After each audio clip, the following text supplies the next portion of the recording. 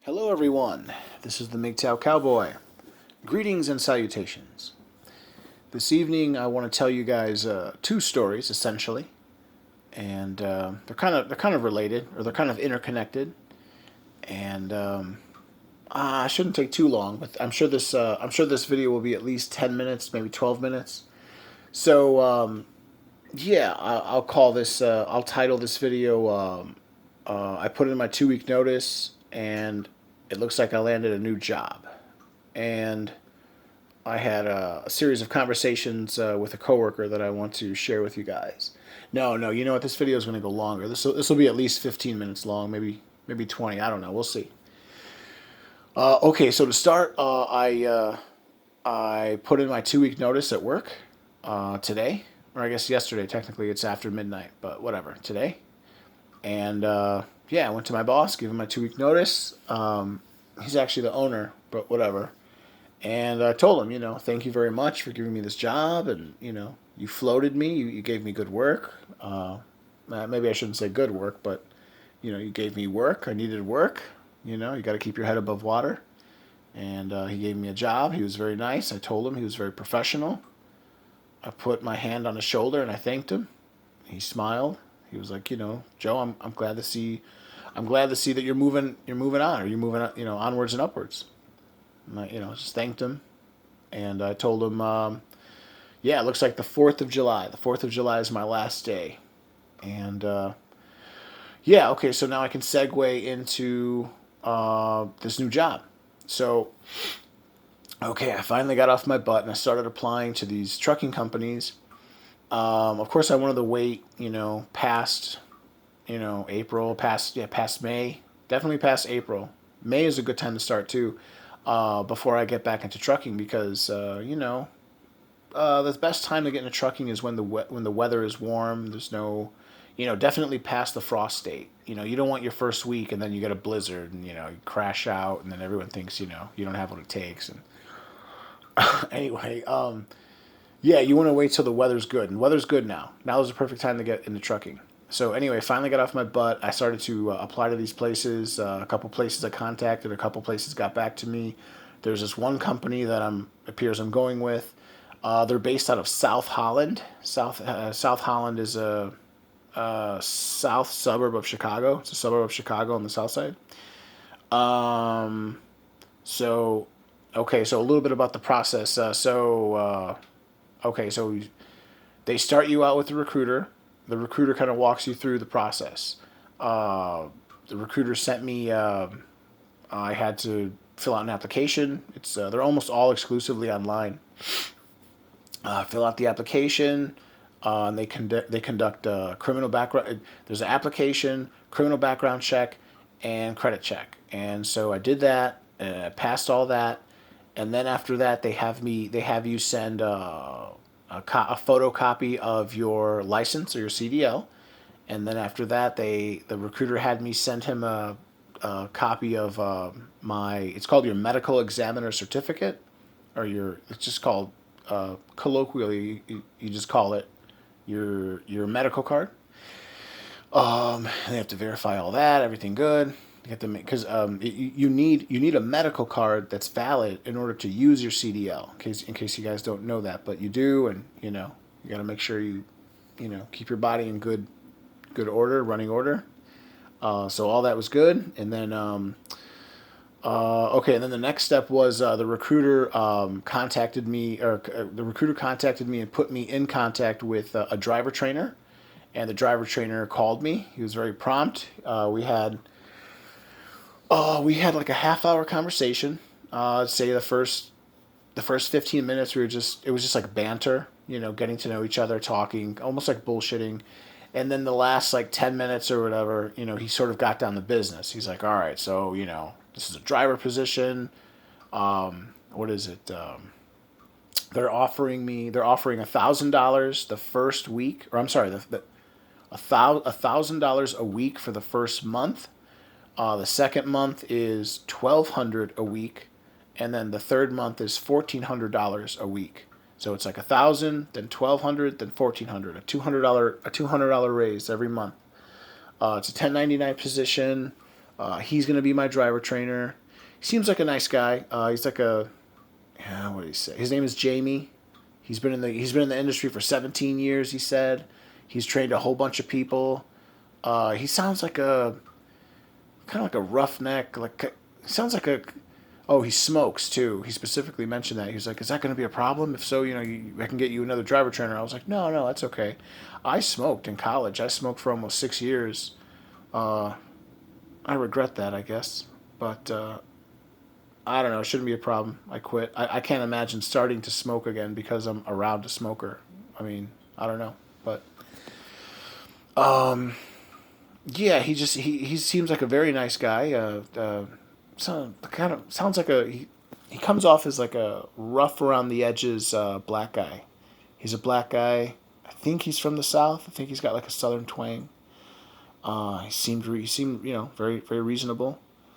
Yeah, he said he's going to train me, and then and then I'm sorry, and then after that the driver train. I'm sorry, the recruiter just set me up with. I have to take a drug test. I have to take a drug test on the 16th, which is fine. I'm drug free. Um, so yeah, no. Typically, from my experience, especially with a lot of these trucking jobs, when they're at the point where they're giving you a drug test, you're hired. You're hired. So yeah, I don't know. It appears as if I'm hired. So much so that I did put in my 2 week notice. So this will be good. I've driven truck. I started out. I drove a straight truck. I drove a 24-foot refrigerated box truck for almost 4 years, and then they transferred me to in store. But I got fired from that place, and then got another job as a trucker, and I trucked for 2 weeks in November, all of December, and then I got fired from that job. Again, I'm not a criminal. I'm not stealing. No accidents, no failed inspections, no tickets, nothing like that. Just I refuse to break the law, and there's laws regarding how long you can drive, and I think it's because it was an expedited position. They sort of expected me to break the law. I don't know. But anyway, yeah, they were Ukrainians too. There was a Ukrainian company based out of Melrose Park here in Illinois, right outside of Chicago. All Ukrainians, every single one of them. I could barely understand a word any of them were saying when they were during training and everything. And oh, they were assholes. I don't know. Whatever. No, they were assholes. They expected me to break the law. No, they were assholes. Shit, I'm glad Russia invaded their fucking country. Fucking Ukrainians. Trying to punk my ass. Anyway, um, yeah, okay, so I'm sorry. Moving on.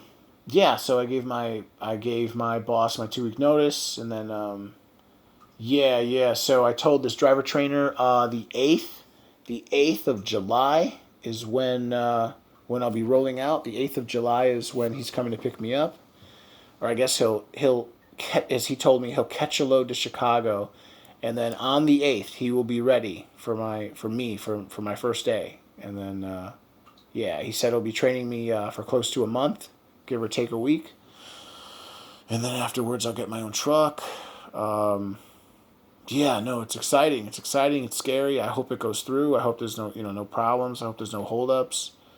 Um, yeah, and then secondly, I wanted to talk about just quickly a series of conversations I had with a coworker. There's a couple of coworkers I have, and I was talking with them, and one in particular I've come to like. I really really want to make him MGTOW, although it just seems hard. Sometimes I think that some men are just incapable, if you will, of becoming MGTOW minded. There's this guy. He's 1 year older than me. So I'm 38. He's 39. He is a Polish immigrant. Apparently, he was kind of a country boy. Him and his mom lived on a farm in Poland. He's Polish. He's very Polish, very immigrant. And you could tell in his speech. You could tell in his speech pattern. I sort of look down on immigrants. I always make fun of him. Or I give him a hard time. I like him. I don't know. I don't know. I give him a hard time sometimes. But anyway, I've had a series of conversations with him, and today, I told him, I'm leaving, and I told him and we sort of, I was able to sort of speak with him alone tonight. Because I don't know, some weird incident. One of my other coworkers, her her pet rat passed away, and so she wanted to leave early or something. I was like, okay, whatever. Anyway, so him and I were holding down the fort, and so but this was a great opportunity, for me to talk to him, alone, without this chick eavesdropping or overhearing, what I'm talking about. And I start talking to him about MGTOW. I'm like, okay, I want to. So let me give you two examples. I'm trying to get this guy to see the light. I'm trying to get. He's 39 years old. He lives with his mom. His father abandoned the family. He's a total underachiever. He's 39 years old, never went to college, no military. He had a couple jobs here, a couple jobs there, but he hasn't done anything substantial, and he talks to me and he says like, oh man, my mom is always giving me a hard time and blah, blah, blah. And, he talks to me and he's like, man, it's hard for me to find these girls, and these girls are not interested in me, blah, blah, blah. And I don't know why. And, today I just had the opportunity to level with him. And I was like, listen, the real truth is it's, especially for men, it's all about money. You need to make tons and tons of money. You essentially do not make enough money delivering pizzas to garner the respect of most of the wider society. Women are not going to be interested in you. Your own mom is not going to respect you. And of course, I tried to push trucking on him, and then he started talking about like, oh, my dad was a trucker. My dad was a trucker. I could never be a trucker. And I'm like, bro, listen, you gotta grow up. And I'm trying to explain to him, you're, someday, God forbid, someday your mom will pass. What are you gonna do once your mom passes? I'm trying to explain to him, they'll throw you out in the street. If you don't have enough money to survive, you will be thrown out in the street. And, I don't know. He's a perfect example of, in my opinion, see, what I think happened to him is, see, I have this idea that some men become stunted. They become psychologically stunted, primarily by their mothers. He lives with his mom. I guess whatever. His father abandoned him. Who knows? Maybe the mom drove him off, or ran him off. Who knows? But I think I noticed this about a lot of young men, a lot of men who live with their moms, or if there's no father in the picture, that it seems like the mother will, I don't know, like infantilize the son, or maybe like, I don't know, purposely,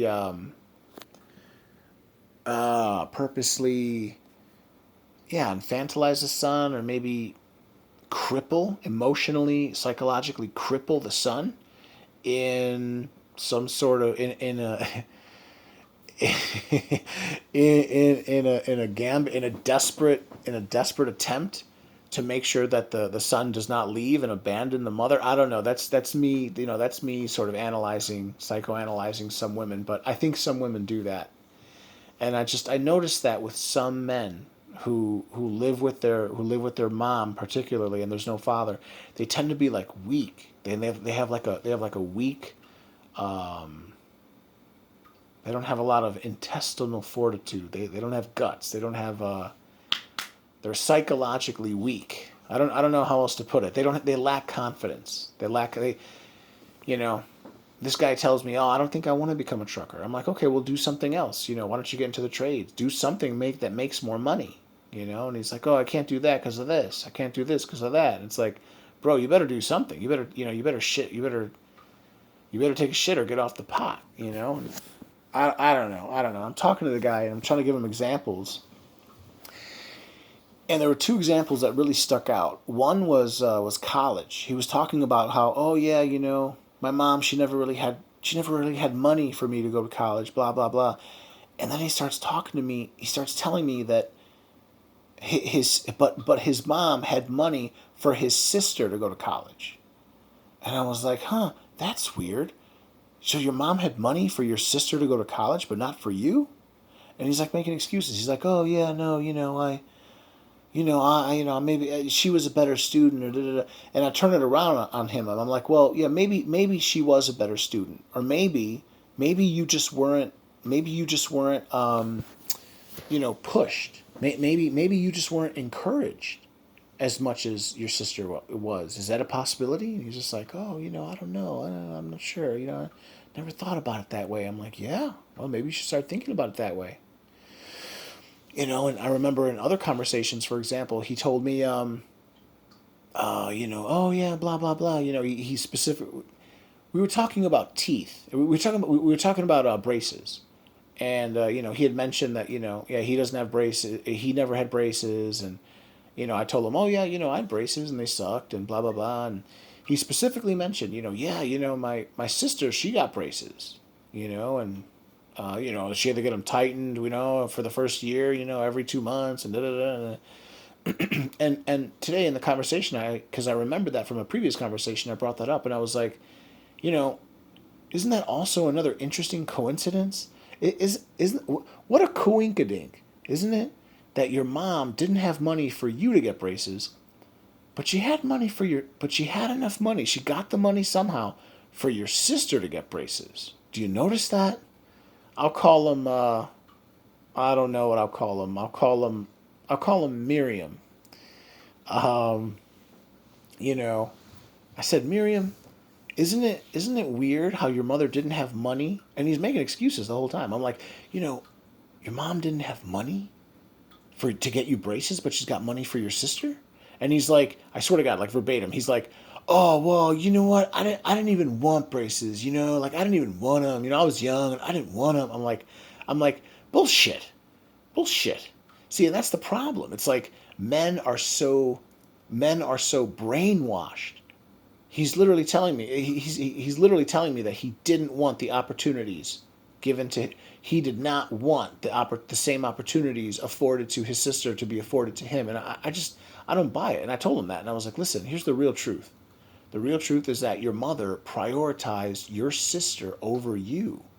And that's why that's not, maybe not completely the reason, but that's part of the reason why your sister's doing better. She went to college, she went to university, she graduated, she has some I don't know, teaching job or something. She's doing better than you, and you're working and you're a pizza delivery boy at 39. And I just, I don't want to offend him, but I'm trying to I'm trying to get him to start thinking like that, like, you were screwed over, you were passed over, buddy. And you're gonna have to figure something out for yourself, because these women, because there's no cavalry coming to save you, and these women don't give a good goddamn about you, and someday your mom is gonna pass. And I told him, why don't you look into trucking? His number one reason is he doesn't want to get into trucking because because his father was in trucking, and he doesn't want to be like his father. And I'm like, what are you talking about? Like, that's so weak. And that's another thing. At one point I was talking to him about his dad, and I was like, what if your dad showed up right now, today, right here, right now, what would you say to him? And Miriam was like, no, nothing. I wouldn't say anything.